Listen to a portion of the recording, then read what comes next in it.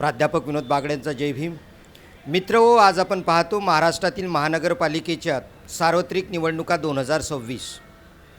कौल मतदारांचाच, आवाज लोकांचाच, विजय लोकशाहीचाच. आज आपण पाहतोय ज्या ज्या समाजसेवकांनी, कार्यकर्त्यांनी काम करून या जनतेच्या मनावर एक आत्मीयतेचा ठसा उमटवला, तो ठसा मतदारांनी आपल्या लोकप्रिय उमेदवारांना विकासाच्या कामासाठी निवडून द्यायचं असेल तर आज आपल्यासोबत 135 वार्ड क्रमांक 135चे लोकप्रिय उमेदवार, भारतामध्ये 3ऱ्या नंबरची राष्ट्रीय पार्टीत बहुजन समाज पार्टीचे उमेदवार आदरणीय महेंद्रजी पाटील आपल्यासोबत आहेत. त्यांच्यासोबत हितगुज करूयात की आपण जे 5 वर्ष लोकांच्या मनावर विकासाचा, कामाचा, त्यांच्या समस्याचे निराकरण करण्याचा जो ठसा उमटविलेला आहे, तो ठसा आज आपण कशा प्रकारे त्यांनी कामाचं नियोजन केलं, त्या नियोजनाचं आयोजन कशा प्रकारे केलं, या विशेष कार्यक्रमाअंतर्गत आवाज जनतेचा आपल्यासोबत आज आहेत वार्ड क्रमांक 135चे लोकप्रिय उमेदवार, ज्यांना लोककल्याणासाठी लोकांनी स्वतः उभं करून दिलेलं आहे. आज त्यांच्यासोबत आपण हितगुज करूत. सर्वप्रथम जय भीम सर. जय भीम. आपण बऱ्याच गोष्टी जाणतोय की वार्ड क्रमांक 135मध्ये कुठल्या कुठल्या समस्या आहेत आणि त्या समस्याचं निराकरण करण्याकरिता आपल्याकडे कुठल्या उपाययोजना आहेत, ते आमच्या मतदार बंधू आणि भगिनींना समजून सांगाव्यात. वार्ड क्रमांक 135मध्ये सर्वप्रथम म्हणजे सगळ्यात साम्राज्य घाणीची आहे. म्हणजे चिखल, पाणी, रोड, गटारे, नाले आणि बाजूला एस कंपनी आहे. त्यामुळे माणसाचं आयुष्य कमी झालेलं आहे. प्रत्येकांना खोकला, TB, कॅन्सरसारखे आजार आहेत आणि एवढ्या मोठ्या समस्या म्हणजे मला वाटतं मुंबईमध्ये असं वाटतं की कुठेतरी म्हणजे कुठे राहतो काही कळतच नाही, अशी परिस्थिती झाली. एवढ्या म्हणजे मुंबईमध्ये अशी परिस्थिती आहे. माणसाचं आयुष्य कमी होत चालले. 10-10 वर्ष, 50 म्हणजे 50 सालच्या आतमध्ये माणसं मरतात इथे. त्याच्यामुळे एवढं प्रदूषण आहे या वार्डामध्ये. आणि इथे एवढे वर्ष राज्य करणारे नगरसेवक असो, आमदार असेल किंवा खासदार, कोणी लक्षच घातलेलं नाही आहे. आणि मी इथला भूमिपुत्र असल्यामुळे आमची सर्व शेती होती, पण 1942ला ती ब्रिटिश गव्हर्नमेंटने ती घेतलेली आहे. त्याच्यामुळे मी इथला भूमिपुत्र आहे. बाकी सगळे उमेदवार हे पॅकेज, विशेषतः BJPचा उमेदवार एकदम पॅकेज आणलेला. म्हणजे असं यांना वाटतं की BJPचा उमेदवार कुठे उभे गेला निवडून, कारण त्यांची मशीन सेटिंग असते. पण आम्ही लोकशाहीवर विश्वास ठेवणारे, आम्ही बाबासाहेबांचे पाय, बाबासाहेबांचा विचार मांडणारे आम्ही माणसं आहोत. आणि लोकशाही आहे म्हणून आम्ही कोणी काही करू शकतो. जो खालच्या झाडूवाल्याला अधिकार आहे, तो वरच्या PM, CM किंवा राष्ट्रपतींना अधिकार आहे. त्याच्यामुळे आम्ही बाबासाहेबांच्या विचाराचे माणसं आहोत. आणि गेले किती वर्ष मी आज माझ्या गावामध्ये, माझ्या विभागामध्ये मी कार्य करत आहे आणि लोकांना माहीत आहे मी काही काम केलेलं आहे. त्याच्यामुळे मी याच्यामुळे मी हे सर्व लोकांच्या पुढे समस्या घेऊन मी आणि बहुजन समाजसारखी पार्टीचं मला AB फॉर्म मिळाला, हे माझं भाग्य समजतो. कारण तीसुद्धा बाबासाहेब विचारची पार्टी आहे. मी सुद्धा गेले 40 वर्ष RPIमध्ये मी कार्यरत आहे. आणि कुठे न जाता मी आठवले साहेबांना एकनिष्ठ राहिले. पण अशी शोकांतिका आहे की आठवले साहेबांना एकही सीट सोडली नाही. म्हणजे आयुष्यभर आम्ही काय झेंड्या आणि पताके किंवा बॅनरच लावत बसावचं का, म्हणून आम्ही आज आमच्या एवढ्या वर्षाचा त्याग केलेला आहे. आणि बहुजन समाजसारख्या राष्ट्रीय पार्टीमध्ये आम्ही प्रवेश करून हा AB फॉर्म घेतलेला आहे. आणि आम्ही 101% निवडून येणार हे आम्ही बोलत नाही. कोणाला हे विचार आहे, ते पोलीस रिपोर्टसुद्धा आम्ही 1 नंबरलाच आहोत. त्याच्यामुळे आम्ही निवडून येणार ही आमची शाश्वती आहे. कारण आमचं कार्य बोलतो, आम्ही बाहेरचे नाही, आम्ही इथले भूमिपुत्र आहोत. बऱ्याच वेळा आपण जाणतोय की महाराष्ट्रामध्ये मुंबई म्हटलं की ही आर्थिक राजधानी आहे. आणि या आर्थिक राजधानीमध्ये इथे मोठमोठे उद्योगपती बसलेले आहेत आणि या उद्योगपतींनी मोठमोठे आपले कारखाने उभारलेले आहेत. परंतु इथे सर्वात महत्त्वाची बाब म्हणजेच महानगरपालिकेच्या ज्या आपण बऱ्याच गोष्टी म्हणतोय, आरोग्य आहे, शिक्षण आहेत, निवारा आहे, तर सर्वात महत्त्वाची जी बाब ती म्हणजे शिक्षण. आणि डॉक्टर बाबासाहेब आंबेडकरांनी भारतीय संविधानामध्ये आर्टिकल 21 अंतर्गत 6 ते 14 मुलांना मोफत आणि सक्तीचं एज्युकेशन दिलं. परंतु या गव्हर्नमेंटनी आपण बघतो, या गव्हर्नमेंटच्या काळामध्ये महानगरपालिका असो, महाराष्ट्र गव्हर्नमेंटच्या असो, शाळा बंद होत आहे. तर मुलांसाठी आपण महानगरपालिकेवर निवडून गेल्यानंतर जी आपली पहिली महत्त्वाची जबाबदारी आहे ती शाळा, तर आपण आपल्या नियोजनामध्ये असा प्लॅन केला आहे का? आम्ही असा प्लॅन केलेला आहे या इथे हा पूर्ण गरीब लोकांचा भाग आहे. मुस्लिम आणि हिंदू असे म्हणजे गरीब म्हणजे झोपडीमध्ये राहणारे लोक आहेत. यांना इथे हॉस्पिटलची व्यवस्था नाही, शाळेची व्यवस्था नाही. आधी गरीब माणसं रोजीरोटी कमवणारे, ते 500-600 रुपये कमवणारे, ते शाळेतसुद्धा मुलांना अशिक्षित भाग आहे संपूर्ण हा पट्टा.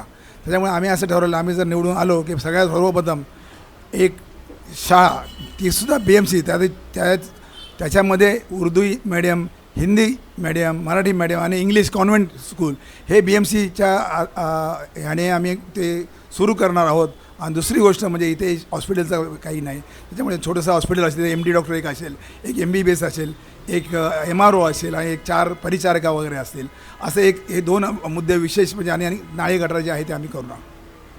आपण बोलता बोलता एक गोष्ट फार महत्त्वाची बोललेत की जरी आपण प्रत्येक होर्डिंगवर महाराष्ट्र गव्हर्नमेंटच्या स्वच्छ, सुंदर, प्रदूषणमुक्त मुंबईत, आणि आपण बोलता बोलता एक फार महत्त्वाची बाब बोललेत की इथे कुठली तरी कंपनी आणि त्याच्यामुळे प्रदूषण होऊन हवेमध्ये श्वास घ्यायलासुद्धा लोकांना फार त्रास होतो आणि TB सारखे आजार लोकांना होतात आणि त्यामुळे आयुर्मान जे आहे ते फार कमी झालेलं आहे. तर ती आपण निवडून आल्यानंतर ती कंपनी जर बंद झाली तर लोकांचं आयुर्मान वाढेल, परंतु कधीकधी अशी भीती वाटते की त्याच्यामुळे रोजगार तर कमी होईल नाही का? तसे रोजगार कधी कमी होणार नाही, कारण ते सगळे त्यांचे गावावरून आलेले लोक असतात.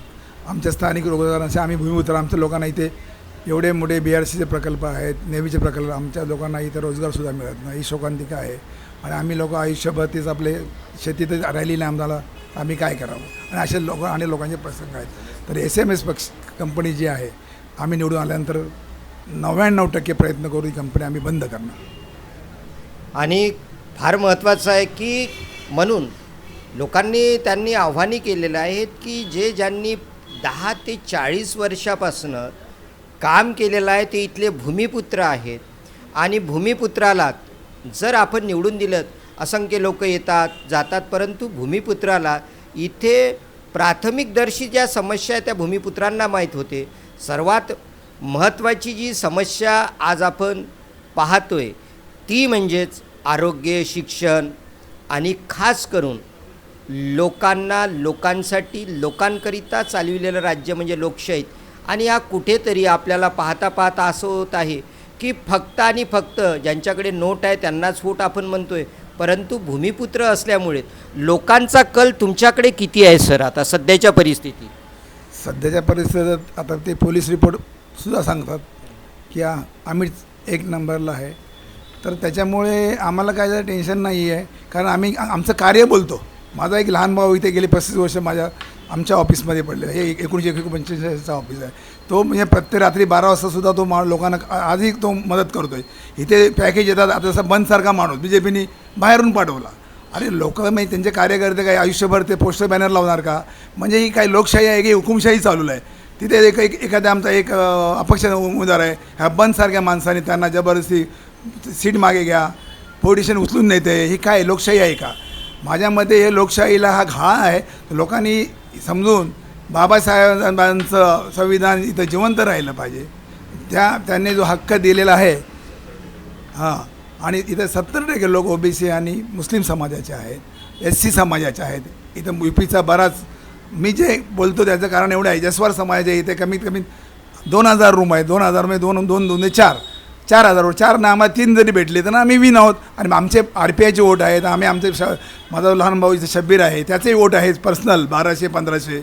आणि माझे एक पर्सनल, मी इथला भूमिपुत्र असल्यामुळे म्हणजे आम्ही कोणत्याही परिस्थितीत 4000 हे पार करणार आहोत. इथे 2000च्या वर कोणत्याच उमेदवार जात नाही ही मी ग्वाही देतो. कारण माझे पहिलं इलेक्शन, माझे 3रं इलेक्शन आहे आणि मी आयुष्यभर सगळ्यांना निवडूनच आणत झालो आहे. गुरुदास कामासारख्या माणसापासून आम्ही तेव्हापासून मी काम केलेलं आहे. त्याच्यामुळे मला काही संदेह नाही, मी निवडून येणारच. Self confidence is a real energy आपण म्हणतोय.